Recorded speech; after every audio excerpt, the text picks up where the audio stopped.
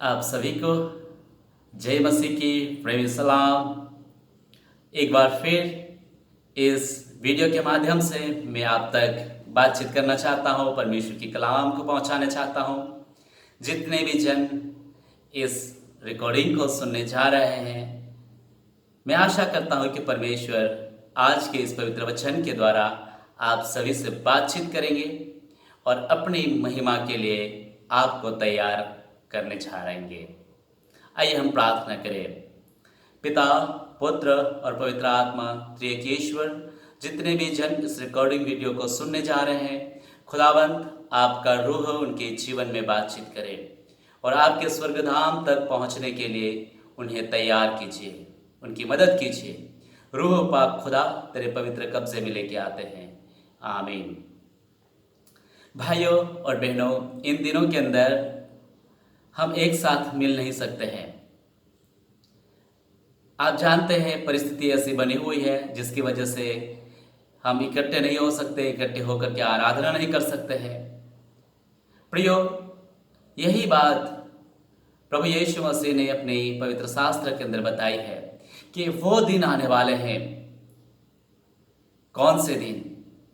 वो दिन आने वाले हैं, मनुष्य केवल रोटी ही से नहीं लेकिन परमेश्वर के हर एक वचन से जीवित रहेगा। और इसीलिए इन दिनों में हम सभी को आवश्यकता है कि हम उस बातों को ढूंढें, खोजें और ढूंढ कर अपने आप को परमेश्वर की कलामों की ओर मन लगा करके तैयार हो जाए। ये आज का संदेश में आपको पहला पत्रस उसका पहला अध्याय और वचन 12 से लगा करके आगे की आयतों में आपका ध्यान ले जाना चाहता हूं। आज का मेरा शीर्षक है, वो है अपनी बुद्धि की कमर बांध। अपनी बुद्धि की कमर बांध।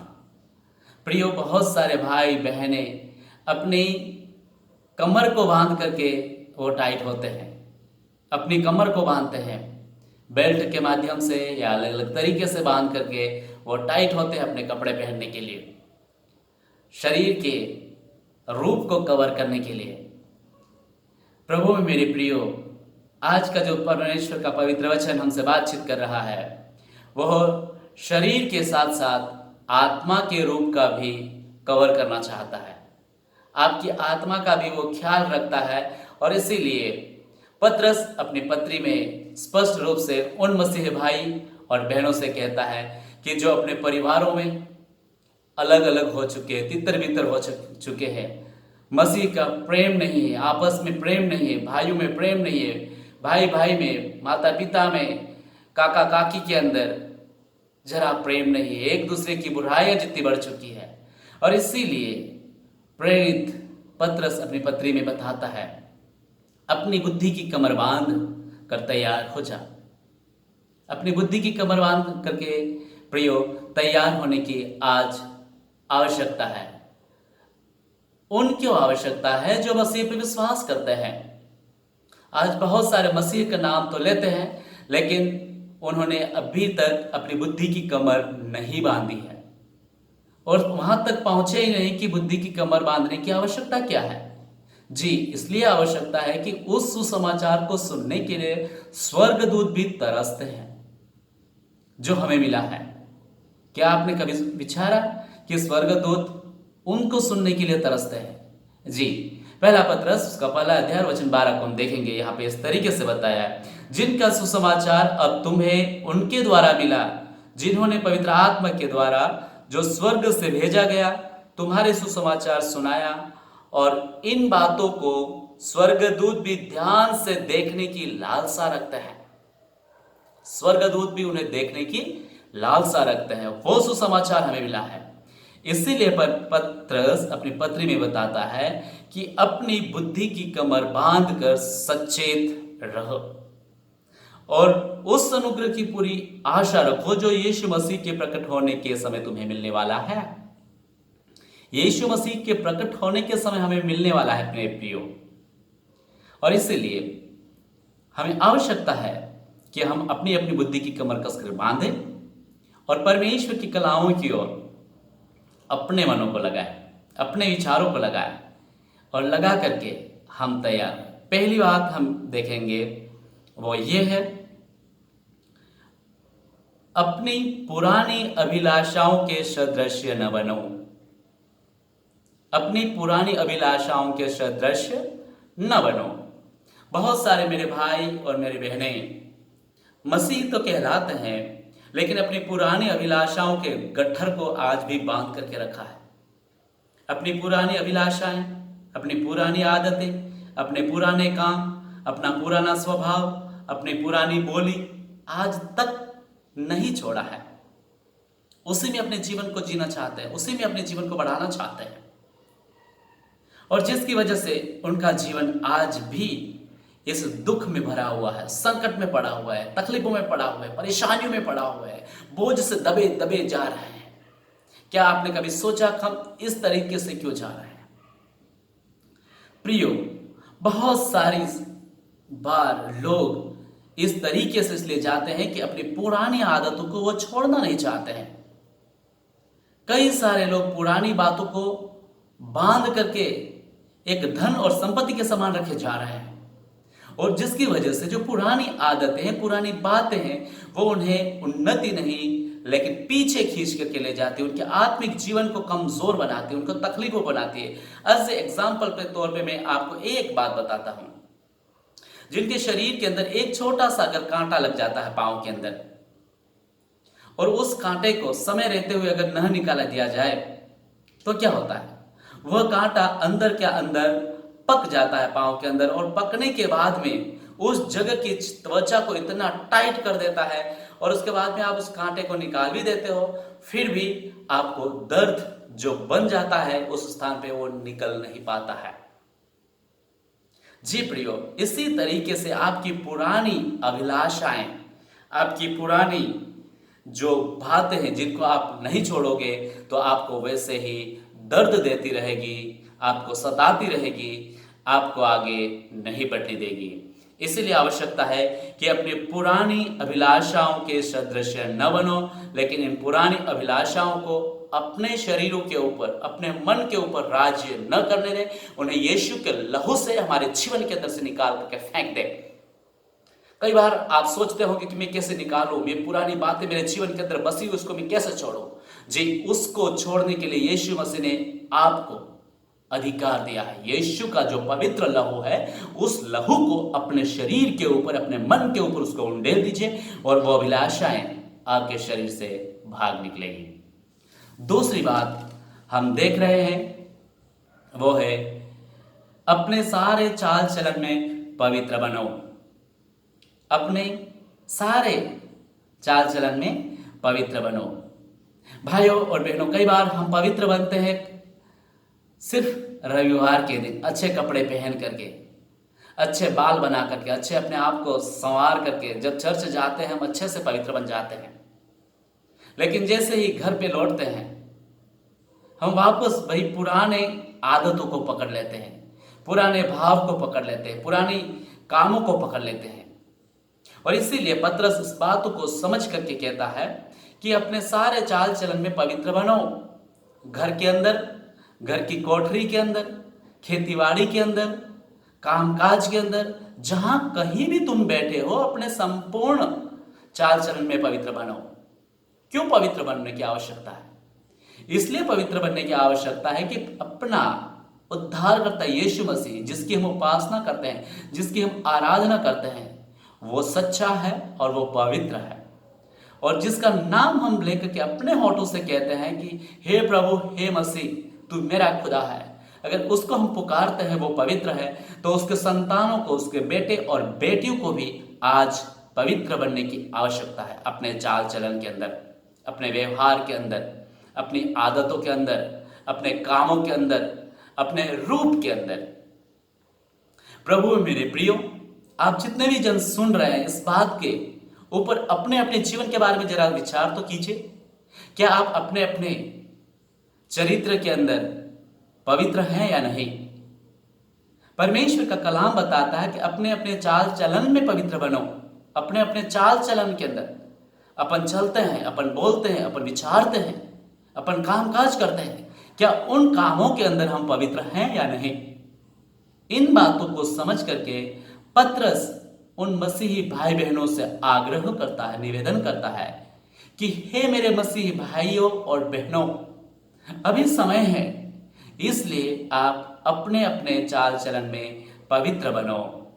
यही बात हम देखते हैं पहला पतरस उसका पहला अध्याय और वचन 15 के आखिरी वाले भाग के अंदर। पहली बात हमने क्या देखी भाइयों और बहनों? हमने पहली बात यही देखी कि अपनी पुरानी अभिलाषाओं के सदृश न बनो, उनको निकाल फेंके, उनको अपने ऊपर अधिकार न जताने दे, उनको अपने ऊपर राज्य करने न दे। और दूसरी बात हमने देखी है कि अपने सारे चाल चलन में पवित्र बनो, अपने चाल चलन में पवित्र बनो। और तीसरी बात मैं आपके सामने रखना चाह रहा हूं, वो है यह हमारा शरीर इस संसार के अंदर परदेसी है, कुछ समय का है, सदा काल का नहीं है। समय निकल जाएगा साथियों, और उस समय हम यहाँ पे नहीं रहेंगे। इसीलिए परमेश्वर की कलाम हमें बताती है, पहला पतरस उसका पहला अध्याय और 17वां वचन का आखिरी भाग, अपने परदेसी होने का समय भय से बिताओ। अपने परदेसी होने का समय भय से बिताओ। कई बार हम सोचते हैं भय के साथ बिताने के तो बात भूल जाते हैं और अपने आप में इतने आवेश में आ जाते हैं, उतने अधिकार में आ जाते हैं, और उन अधिकारों को पा करके घमंड के अंदर, अहंकार के साथ में, धूर्तता के साथ में, क्रोध के साथ में, सांसारिकता के साथ में होकर के जीना शुरू करते हैं, और जिसकी वजह से हमारा जीवन दुखमय बन जाता है, तकलीफों के अंदर बन जाता है, संसार की लालसाओं के अंदर फंस जाता है, और वैसा गट्ठर हमारे अंदर आ जाता है जिसकी वजह से हम हाय हाय हाय हो जाता है, उन्नति नहीं कर पाते हैं। इसीलिए परमेश्वर का कलाम हमें बताता है कि हमारा जो जीवन हमारे पास में है, इस संसार में जैसे रहते हुए उस समय को हम परदेसी होने का समय भय से बिताएं। परमेश्वर के सामने अपने आप को रख करके, उसके वचनों को मानते हुए, उसकी बातों को समझते हुए, जानते हुए, ढूंढते हुए, अपने जीवन में लागू करते हुए जिए। मेरे मसीह भाइयों और बहनों, जितने आप जन सुन रहे हैं, मैं उनसे बातें कर रहा हूं, मैं किसी और से नहीं। जितने मसीह के ऊपर विश्वास करते हैं, मैं उनसे बात कर रहा हूं। आप अपना समय जो जी रहे हैं, उस समय को यूं न गवाएं, ऐसे ही न जाने दें। संसार की दृष्टि में जैसे दूसरे भाई बहन जी रहे वैसे न जिए, लेकिन भय के साथ, परमेश्वर को पहचानते हुए, परमेश्वर की बातों को जानते हुए। आज का हमारा शीर्षक है संदेश का, वो है अपनी बुद्धि की कमर कस करके बांध। अपनी बुद्धि की कमर कस करके बांध, इसलिए कि तेरे विचार उधर उधर भटकने ना पाए, तेरा मन उधर उधर भागने ना पाए, तेरा मन फालतू की बातों में न लगने पाए। इसलिए परमेश्वर अपने पवित्र वचन के अंदर पतरस कहता है, अपने परदेसी होने का समय भय से बिताओ। भाइयों और बहनों, क्यों? क्योंकि तुम जानते हो कि तुम्हारा निकम्मा चाल चलन जो बाप दादू से चला आता है, उससे तुम्हारा छुटकारा चांदी सोने अर्थात नाशवान वस्तुओं के द्वारा नहीं हुआ है। तुम्हारा छुटकारा इस संसार की धन संपत्ति से या तुम्हारे बाप दादाओं से जो धन मिला है, जो संपत्ति मिली है, जो तुम्हें अधिकार मिला, उनके द्वारा नहीं हुआ है।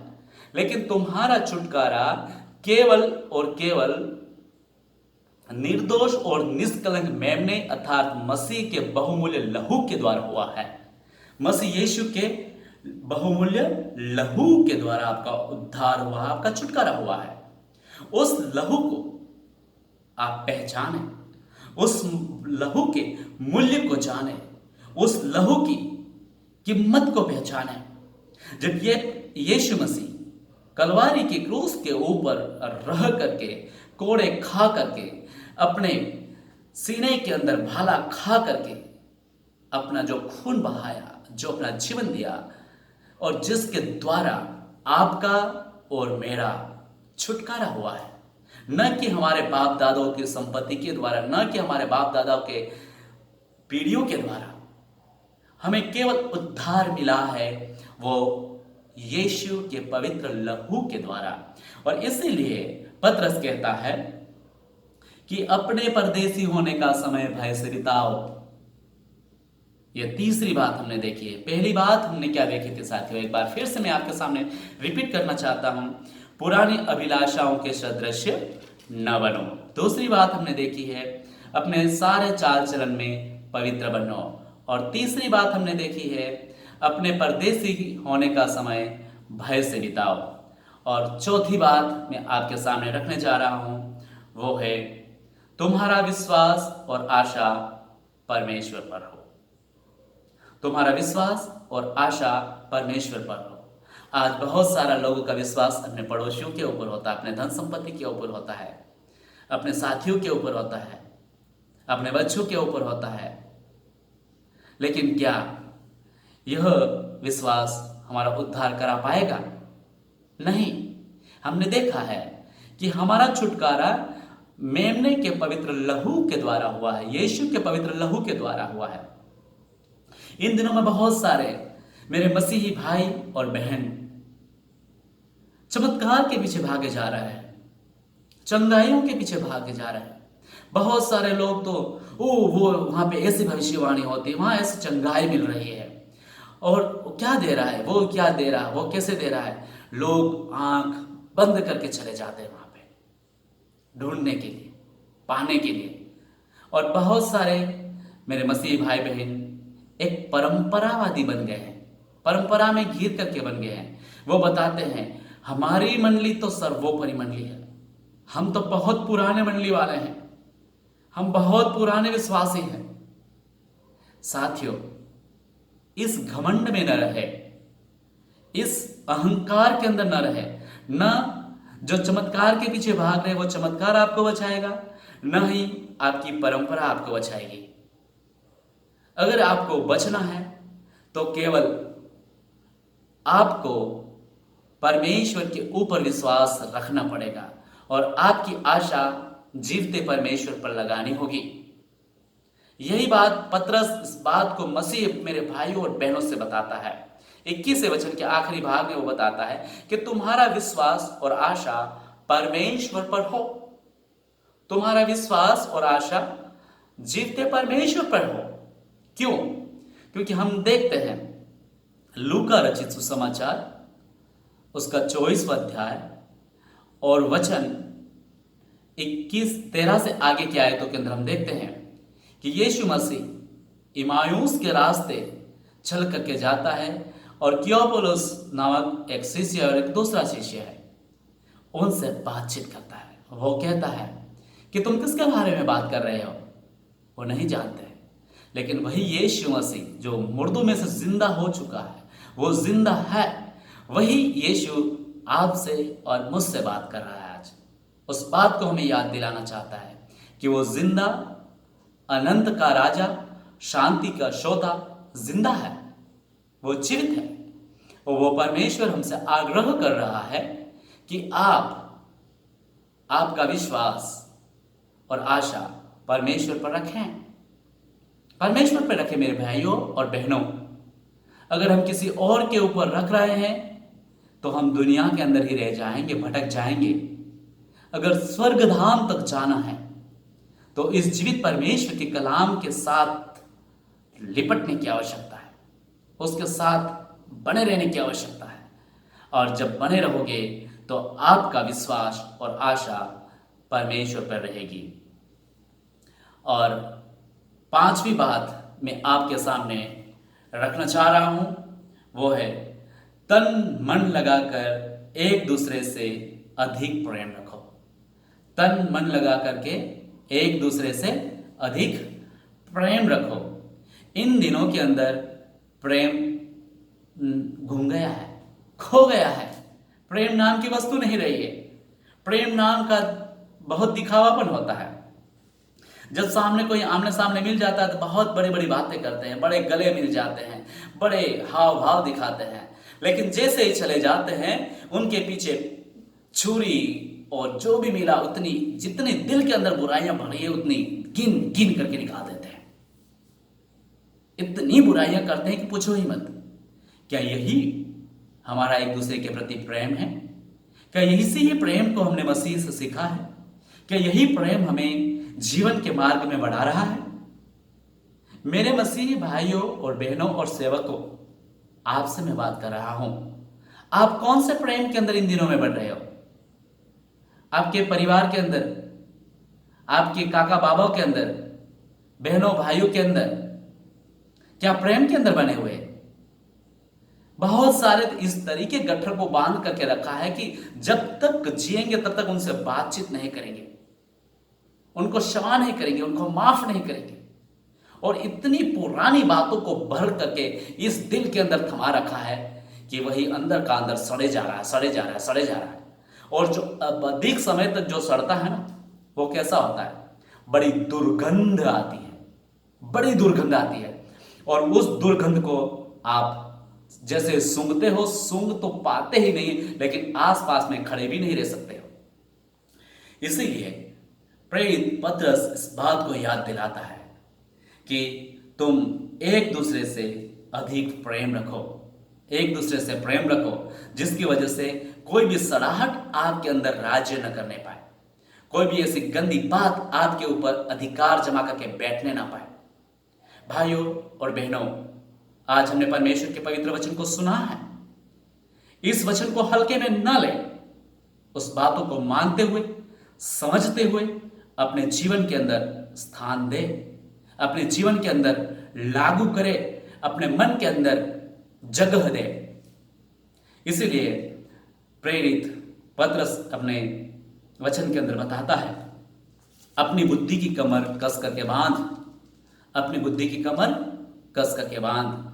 भाइयों और बहनों, इस वचन के द्वारा आज हम बातचीत कर रहे हैं बुद्धि की कमर कस करके बांधने के लिए। पहली बात आज हमने सीखी है, वो है पुरानी अभिलाषाओं के सदृश न बनो। अपनी पुरानी अभिलाषाओं के सदृश न बनो। और दूसरी बात हमने सीखी है, वो है अपने सारे चाल चलन में पवित्र बनो, अपने सारे चाल चलन में पवित्र बनो।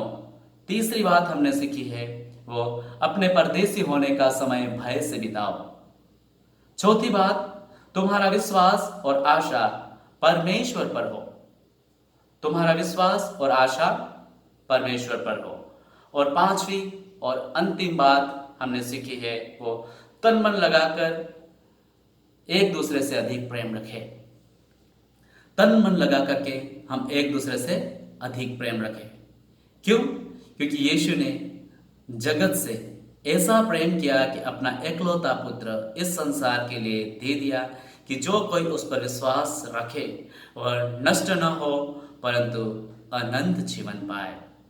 मेरे मसीही भाइयों और बहनों, यीशु आपसे बहुत प्रेम रखता है, बहुत प्रेम रखता है।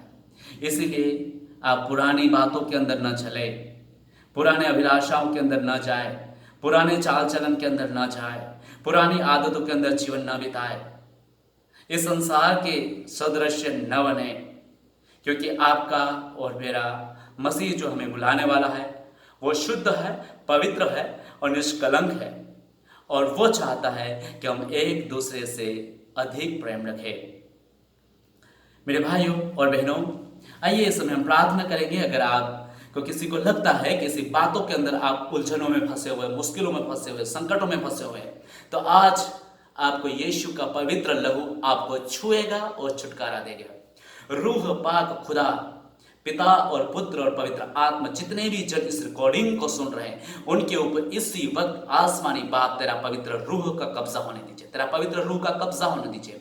उनके जीवन के अंदर पिता पुत्र पवित्र आत्मा का अभिषेक से मैं बांध देता हूँ, पवित्र आत्मा का लहू उंडेलता हूँ, पवित्र आत्मा का पवित्र कब्जा का अभिषेक मांगता हूँ। एक के जीवन के अंदर पिता परमेश्वर, जिनके अंदर पुरानी अभिलाषाओं की आदतें बनी हुई है, पुराना चाल चलन बसा हुआ है, पुरानी दुष्ट की गढ़ बनी हुई है, दुष्ट की बातों का, वासनाओं का अधिकार बना हुआ, संसारिकता की बातें बनी हुई है, जो दुष्ट की ओर से, जो खुदा की ओर से नहीं, उन सारी दुष्ट बातों को मैं यीशु के लहू से खंडित करता हूँ। यीशु का लहू उनके शरीर के ऊपर उंडेलता हूँ, यीशु का लहू उनके शरीर के ऊपर मैं उंडेल देता हूँ। और मैं आज्ञा देता हूं पिता और पुत्र पवित्र आत्मा के सामर्थ्य नाम में होकर के उनके शरीर से इसी वक्त निकलने पाए, यीशु मसीह के पवित्र लहू से निकलने पाए, यीशु मसीह के पवित्र लहू से निकलने पाए।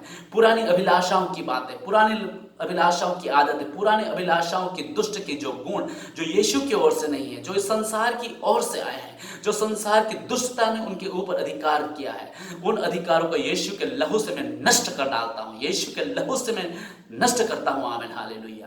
पिता और पुत्र पवित्र आत्मा तेरा अभिषेक एक एक के जीवन के ऊपर उतरने पाए, एक एक के परिवारों के ऊपर उतरने पाए, एक एक के जीवन के ऊपर राज्य करने पाए। पिता परमेश्वर प्रभु, जितने भी जन इस रिकॉर्डिंग को सुन रहे हैं, इस वीडियो को सुन रहे हैं, पवित्र आत्मा उनके जीवन में इसी वक्त तेरा पाक रूही सामर्थ उतरने दीजिए, तेरा पाक रूही सामर्थ उनके जीवन में उतरने दीजिए पिता परमेश्वर। और तेरे अभिषेक के द्वारा, तेरे पवित्र आत्मा के सामर्थ के द्वारा उन्हें रिहाई दीजिए, उन्हें चंगाई दीजिए। यस मेरे पिता परमेश्वर, आपका पवित्र आत्मा का नया ताजा तरोजा अभिषेक प्रदान कीजिए। धन्यवाद मेरे सामर्थ्य परमेश्वर पिता, एक एक जन को छूने के लिए, एक एक जन को पिता परमेश्वर तेरी आत्मा के सामर्थ्य से भरने के लिए, एक एक जन को पिता परमेश्वर तेरे रूह से भरपूर करने के लिए पिता परमेश्वर, खास करके इन दिनों में पिता परमेश्वर प्रभु जी, जितने भी लोग अपने अपने घरों के अंदर कैद है पिता प्रभु परमेश्वर, हमारी प्रार्थना है इसी वक्त तेरा पाक रूही पवित्र आत्मा का सामर्थ्य उन्हें आशा देने पाए, तेरा पाक रूही अभिषेक उन्हें अगुवाई करने पाए, तेरे वचन के द्वारा उन्हें बलवंत बना पिता परमेश्वर, आशावादी बना पिता परमेश्वर, मजबूत बनाए पिता परमेश्वर।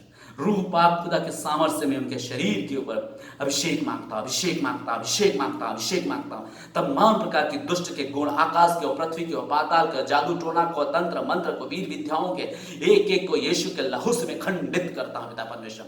और पुनरुत्थान की सामर्थ्य यीशु मसीह की उनके शरीर के ऊपर राज्य करने पाए, यीशु मसीह के सामर्थ्य नाम में, आमीन। परमेश्वर आप सभी को बहुत आयत की।